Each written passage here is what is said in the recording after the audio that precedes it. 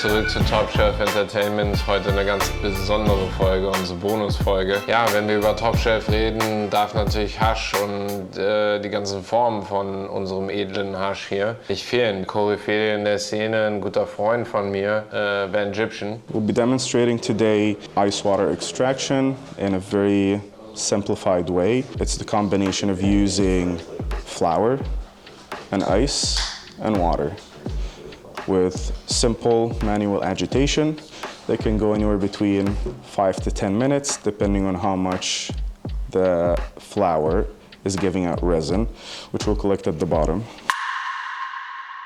Now that I see you in your sunglasses, let me follow suit. Now that I'm ready, tell me about yourself, Vangypitan. So I came from Egypt 2014 and I got introduced to cannabis in Canada, specifically hash. So I just like the inconsistency in the Canadian market, the underappreciation of hash as it gets bad rep in North America. They do not make authentic or real hash, which pushed me to make my own hash just for fun to guarantee that I'm gonna get the results. A brief breakdown for what we do for ice water extraction. First, we start with our flour. 220 bag, which is the work bag, ice and water, an agitation tool. The process would go for 5 to 10 minutes. This is called the catch-all bag, 25 micron. Finally, scoop it onto the blotting screen, sieve or microplane, and this would be the step for the hash to dry. And after the drying, which could take anywhere between 24 hours to 48 hours, final dried hash after going through all these processes and drying. But we're gonna get more into detail once we start the actual process.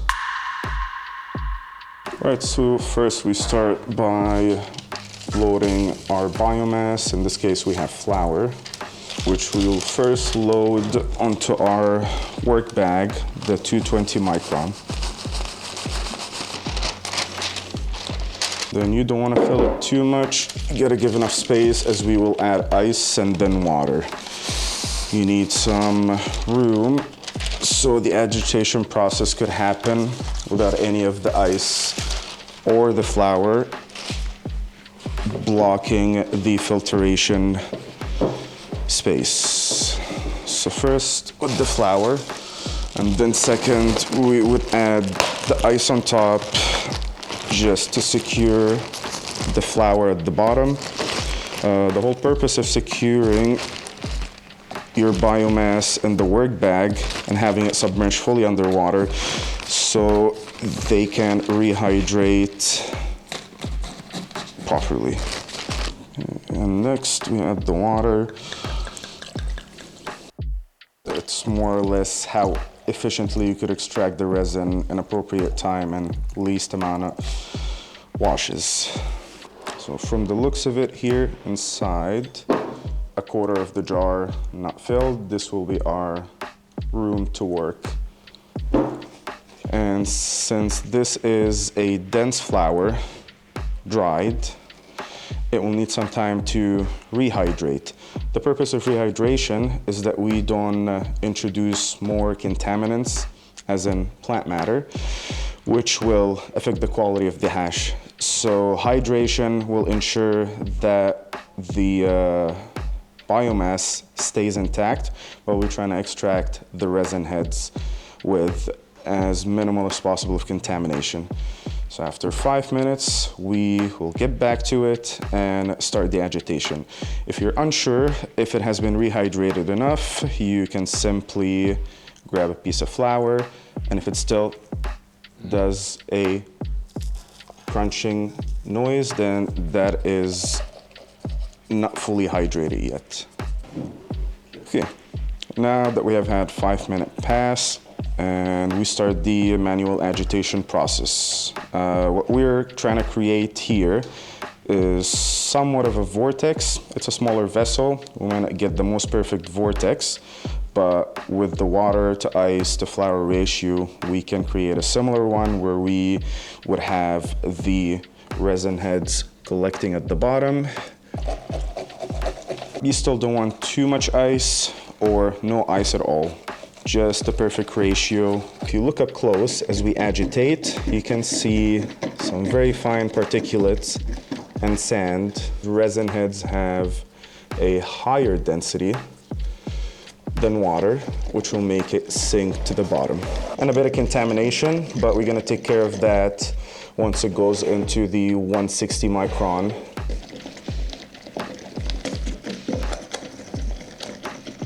Five, 7 minutes have passed. I think this is enough agitation time, just because I don't see more resin heads getting released, which is telling me I reached my capacity for the first bowl. So we would take the bag out and then go into the second filtration. Next, going into the collection bag, the catch-all bag, 25 micron. Some prefer 45. I think the difference is minuscule, whether you use a 25 micron or a 45 micron. Very much depends on how good the grower did on his growing job, because you still have valuable heads at a 25 micron. And then a little bit of a dipping action would help release whatever resin heads that might be still stuck. What we have here is our initial wash or pull. And since this is a very cold process, you can see in the bottom sediment that looks like some wet sand. And then, since we said this is a filtration bag, doesn't necessarily mean it can go to waste. It still have valuable resin heads, but depending on how clean your process is, some people throw it because it's too green, has a lot of plant matters and particulates.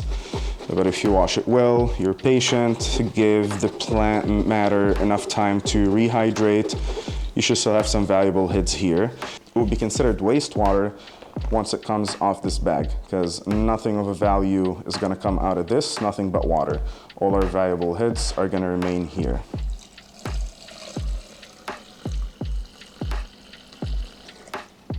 So everything that's coming out of here doesn't have any hash at all. We'll show you quickly here what we have in the 160. And since these are small bags, we would do the plate method, where we can invert it so we can see what did we end up with here. But definitely not a waste. Most people use that for food grade, but if it's good resin, it will definitely go over the food grade. So you'd use a butter knife to scoop as much as you can. And again, you don't have to worry about the process being a perfect collection, because we're still gonna do a few more runs. Some people like to press them into pucks, some leave it as it is. I always prefer to keep hash unadulterated without any pressure as much as possible, just so we do not ruin the integrity of the resin. And now here we have valuable resin heads. So it has a smoother texture, definitely cleaner. You don't see any particulates as you would see in the 160, and that looks decent. So that will go on its own separate side pile. So this is our 160 micron, a little bit more grainy, breaks apart easy, and this is probably due to some plant matter in there, but nothing too visible. While here we have our prime hash micron on the 25 micron, which most of us would smoke, and has a smoother texture. It doesn't break apart as easy. Definitely no visible contamination here, as we have gotten most of it in the 160. To smoke something in a flower, form, taste, senses high is somewhat clouded, because I've noticed that I get more paranoid and not as in a relaxed mode when I smoke hash. I can be sociable on hash, but definitely not on flower. Yeah, what is the definition of hash to you? So hash would be the trichomes, the shiny crystals on the flower that you would mechanically separate either by ice water extraction or by the common traditional method of dry sift. The next step would be drying. So first is we started with our dried biomass, and we've gone through, and as you've seen, we have the results between the 160 and the 25 micron. Usually I would like to start sifting the cleaner, nicer heads. So we'd load them onto a sieve colander, and you try to sieve them as evenly as possible. You don't want any piles, so we can have an equal, accurate air drying.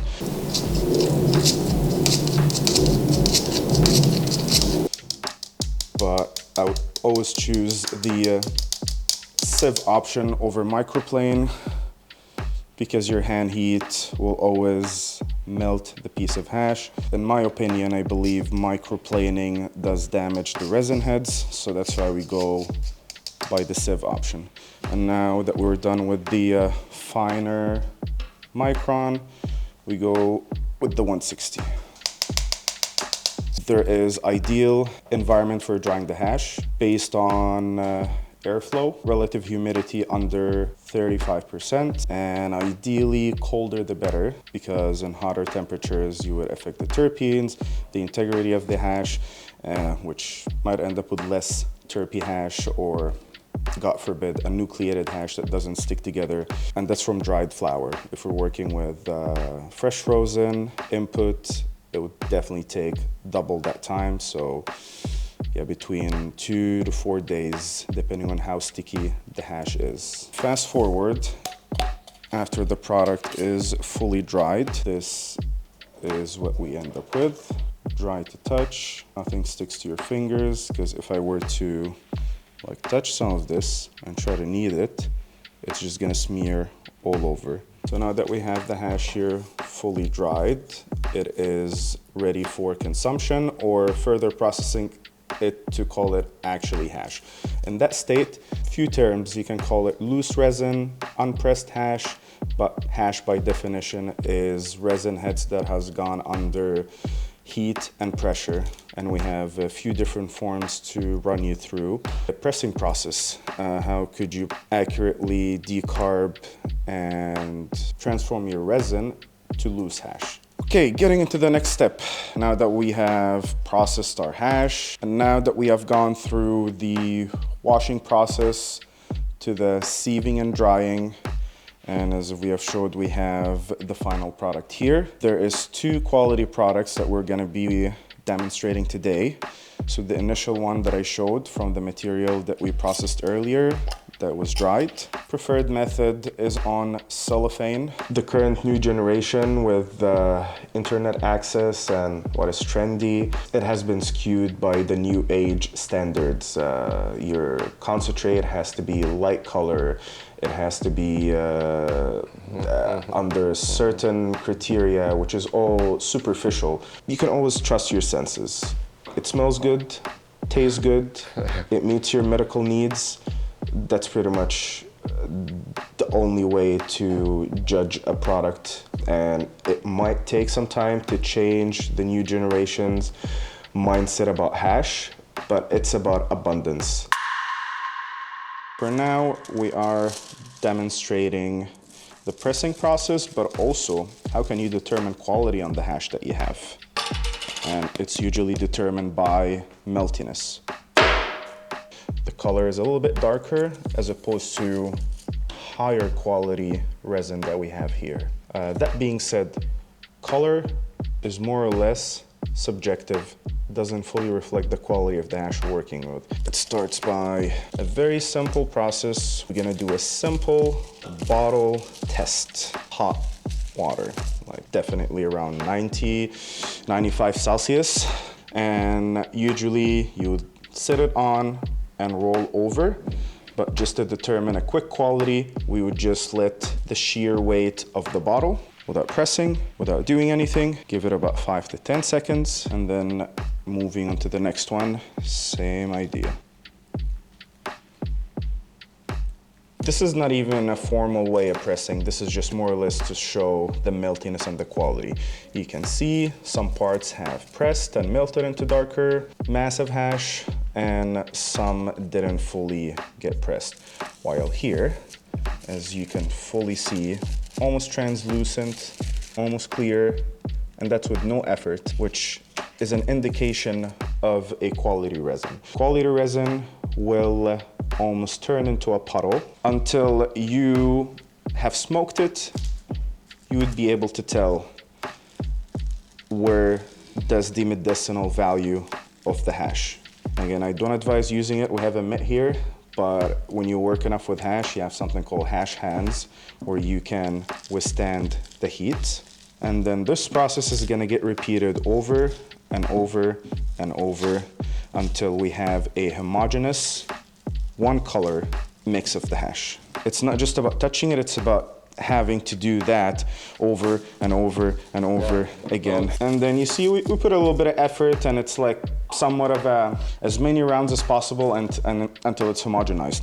As for the higher quality one, not so much pressure and not so much effort. Back again for a close-up, you can see some blemishes. It's not fully a uniform color, while here you can start to see that it's a unison, single color, and almost see-through, which is always a good indication for quality resin, that it has a clear aesthetics. So what do we do next is fold it on itself. It was flat, we folded it, and the purpose of folding is that we have more concentrated pressure point and surface area where we can press it accurately. This is a hot water bottle that eventually will lose its heat to the hash, to your hands.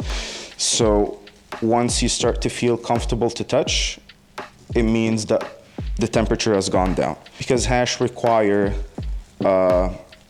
anywhere from 90 to 100 Celsius degrees to create an accurate decarbed enough of a hash. And the purpose of decarb, other than making hash in a compact, homogeneous form, it's that we are bursting the heads, making them into one single mass. And the purpose of that is that we are trying to create a versatile product that will outlast and withstand time and elements.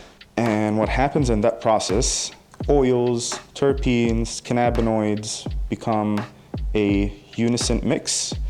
But also, when you roll your hash, for example, into a temple bowl, that shine on the outside is more or less a protective barrier that does not allow oxygen to penetrate the hash, because oxygen and light are one of the main enemies for hash. THC degrades by light and by constant oxygen exposure. And if you can come take a closer look, really nice quality hash is gonna have that lovely shine, glisten to it, and it stretches.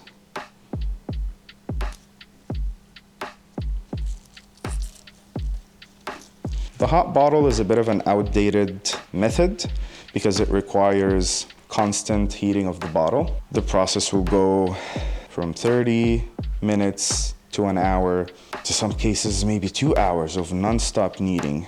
But it is a must process, otherwise you're kind of consuming an underripe fruit. But the accurate way of getting it from the cellophane, you gotta be quick and certain.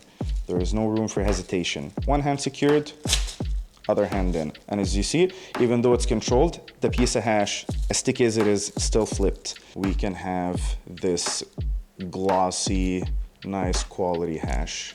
World famous temple bowl form that we all are familiar with, especially from producing countries. And as you see, it still stretches, but in a dull way. Is it bad? Not necessarily, but that's just telling me that our hash is halfway through the process and it will need more heating and kneading until it reaches that glossy aesthetics that we all know about temple balls. And again, that glossiness is a mix of the cannabinoids and the terpenes creating a seal on the hash. And next, we're gonna be showing you the different processes of hash in terms of stages, from loose resin to crumble bar to greasy. Tell me about the story. How did you initially get in touch with hash? Like, what was your first experience? So I would say just the ability to walk into any dispensary, be able to see the showcase products and being able to talk to the bud tender, just fill your curiosity. Because a big part of cannabis consumption is that you need a bit of a specialized treatment and customer care. Not as strict as going to a doctor and getting a prescription, but again, it's still a medicine and there is appropriate time and appropriate use for each strain.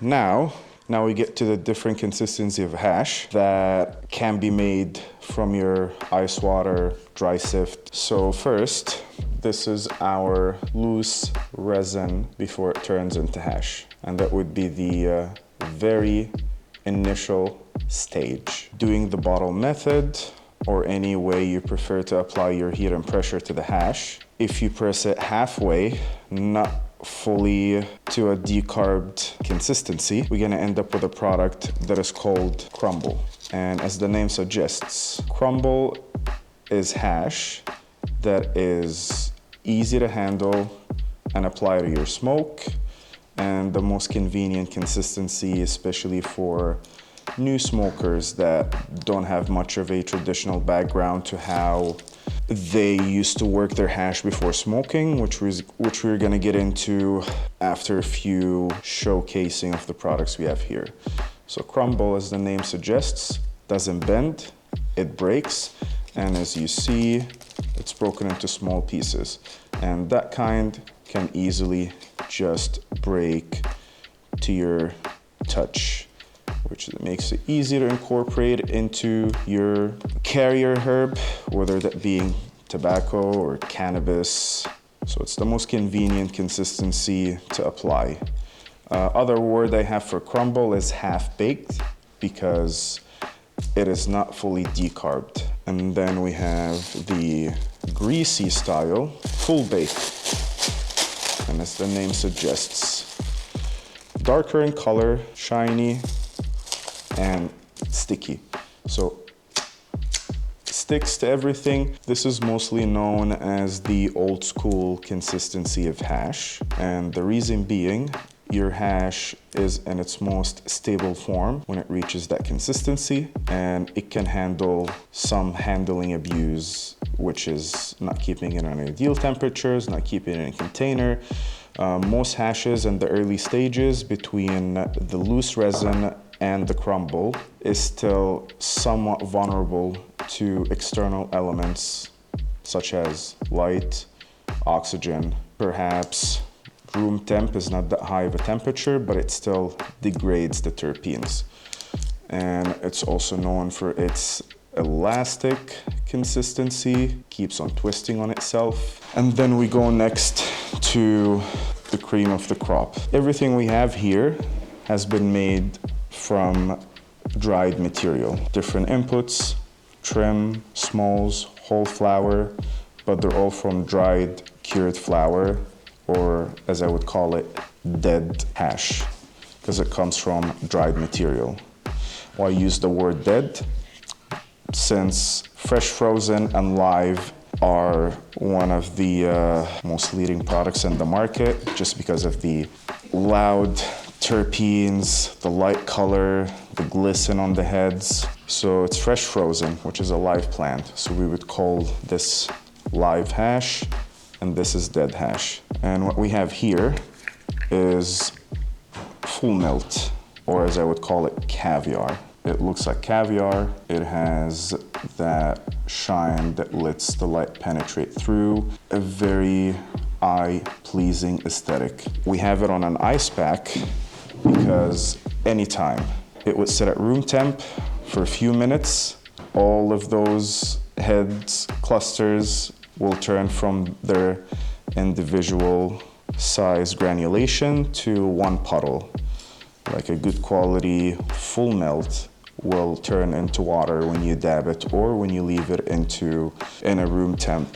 Not necessarily water, but it would flatten out and become more clear. And The best way to consume such product, since it comes in a very low yield, for example, if we have processed some biomass and we ended up with 100 grams of hash, 5 to 7 grams out of those 100 grams are considered a full melt quality. And full melt, by definition, is the ripest, most mature resin heads, cannabinoids and terpenes that can be dabbed as it is, because that's how high of a quality it has. And then we have what everyone is mostly familiar with, rosin version. Rosin, best way to describe it is the juice of the hash, which withhold all the waxes within the rosin filtration bag, and what comes out is mainly the oil of that hash. It comes out clear when you press it, and after you let it cold cure or set at room temp, it will turn from clear to opaque. You should not judge any solventous product by color. Each strain have its own unique pigmentation, which doesn't necessarily reflect on quality. The reason being, people associate lighter color with quality and cleanliness, but that is not the case. Again, it's a pigmentation. It's rated on pigmentation basis, which doesn't really give you a full reading on the quality of the product you have. But the nose and the high should be your best way to be able to determine the quality. Pretty much, these are the different forms of hash that you would go through in our today's market. And we rated them with the most abundant to the niche being the rosin and the full melt. Okay, we're done. Maybe talk about your inspirations outside of, the old school ways of Egypt and the Hashishtian.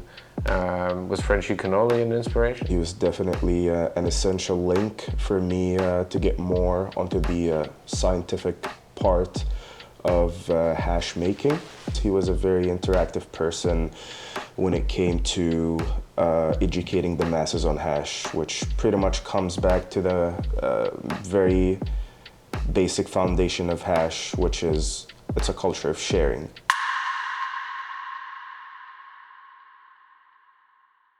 So for the new school, to how people consume their greasy style, they would usually break off a piece and they would make a snake, and they would center it if it's a single rod, or they would make tiny multiple strands of snake and spread it across their joint. We're talking in terms of rolling and joint bases. Some people go the easy way and use a bong, a pipe, or even so originally in Middle East, whenever they prepared their hash to smoke, you would have your herb or tobacco mixture, and then you heat your greasy hash. We're not trying to burn the hash. We are trying to activate it further, introduce some heat so it kind of fluffs up, and have an easy way to mix and integrate into your carrier herb. Indirect flame contact. As you can see, a little bit of smoke is fine, bubbling is fine. What is not fine is this. This is wrong. When the hash catches on fire, you are wasting valuable terpenes and destroying some cannabinoids, because temperature of a lighter is close to 800 to 900 Celsius.